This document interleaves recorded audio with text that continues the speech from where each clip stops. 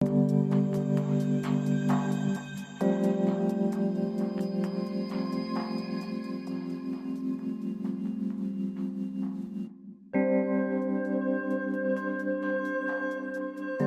की इंजील और उसका चौथा बाब जो 54 आयत पर मुश्तमिल है।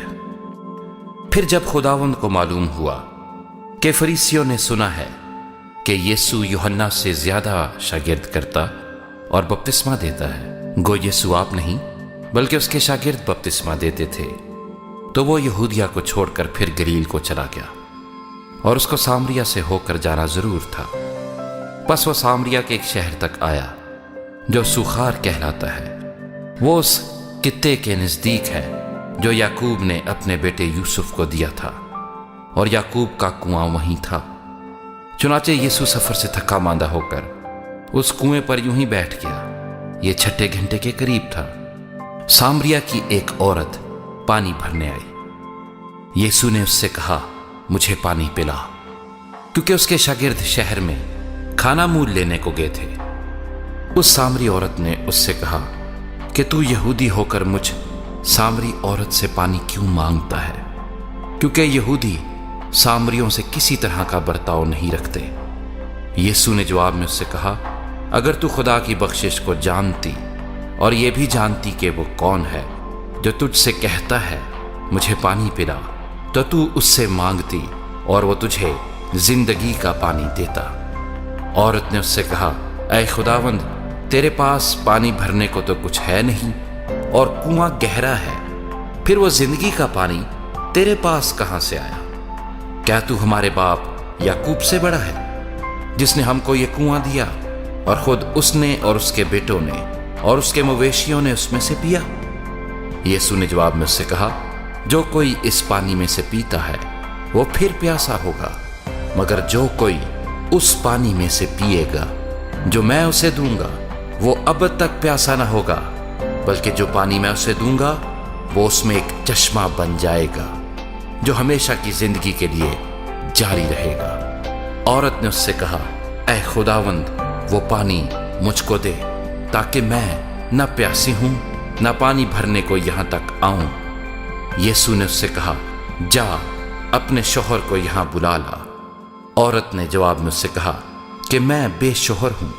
यीशु ने उससे कहा, तूने खूब कहा कि मैं बेशोहर हूं, क्योंकि तू 5 शोहर कर चुकी है और जिसके पास तू अब है वो तेरा शोहर नहीं।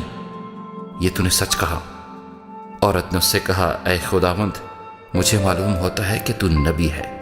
हमारे बाप दादा ने इस पहाड़ पर परस्तिश की और तुम कहते हो कि वो जगह जहां परस्तिश करना चाहिए यरूशलेम में है। यीशु ने उससे कहा, ऐ औरत, मेरी बात का यकीन कर कि वो वक्त आता है कि तुम ना तो इस पहाड़ पर बाप की परस्तिश करोगे और ना यरूशलेम में। तुम जिसे नहीं जानते उसकी परस्तिश करते हो, हम जिसे जानते हैं उसकी परस्तिश करते हैं, क्योंकि निजात यहूदियों में से है। मगर वो वक्त आता है, बल्कि अब ही है, कि सच्चे परस्तार बाप की परस्तिश रूह और सच्चाई से करेंगे, क्योंकि बाप अपने लिए ऐसे ही परस्तार ढूंढता है। खुदा रूह है और जरूर है कि उसके परस्तार रूह और सच्चाई से परस्तिश करें। औरत ने उससे कहा, मैं जानती हूं कि मसीह जो ख्रिस्तुस कहलाता है आने वाला है। जब वो आएगा तो हमें सब बातें बता देगा। यीशु ने उससे कहा, मैं जो तुझसे बोल रहा हूं वही हूं। इतने में उसके शागिर्द आ गए और ताजुब करने लगे कि वो औरत से बातें कर रहा है। तो भी किसी ने ना कहा कि तू क्या चाहता है या उससे किस लिए बातें करता है। बस औरत अपना घड़ा छोड़कर शहर में चली गई और लोगों से कहने लगी, आओ एक आदमी को देखो जिसने मेरे सब काम मुझे बता दिए। क्या मुमकिन है कि मसीह यही है? वो शहर से निकलकर उसके पास आने लगे। इतने में उसके शागिर्द उससे ये दरखास्त करने लगे कि ऐ रबी कुछ खा ले, लेकिन उसने उनसे कहा, मेरे पास खाने के लिए ऐसा खाना है जिसे तुम नहीं जानते। बस शागिर्दों ने आपस में कहा, क्या कोई उसके लिए कुछ खाने को लाया है? यीशु ने उनसे कहा, मेरा खाना ये है کہ اپنے بھیجنے والے کی مرضی کے موافق عمل کروں اور اس کا کام پورا کروں۔ کیا تم کہتے نہیں کہ فصل کے آنے میں ابھی 4 مہینے باقی ہیں؟ دیکھو میں تم سے کہتا ہوں، اپنی آنکھیں اٹھا کر کھیتوں پر نظر کرو کہ فصل پک گئی ہے اور کاٹنے والا مزدوری پاتا اور ہمیشہ کی زندگی کے لیے پھل جمع کرتا ہے، تاکہ بونے والا اور کاٹنے والا دونوں مل کر خوشی کریں۔ کیونکہ اس پر یہ مثل ٹھیک آتی ہے کہ بونے والا اور ہے، کاٹنے والا اور۔ میں نے تمہیں وہ کھیت کاٹنے کے لیے بھیجا جس پر تم نے محنت نہیں کی، اوروں نے محنت کی اور تم ان کی محنت کے پھل میں شریک ہوئے۔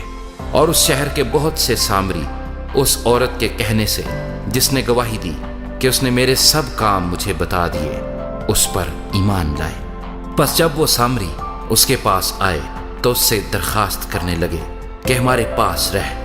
چنانچہ وہ 2 روز وہاں رہا، اور اس کے کلام کے سبب سے اور بھی بہتیرے ایمان لائے۔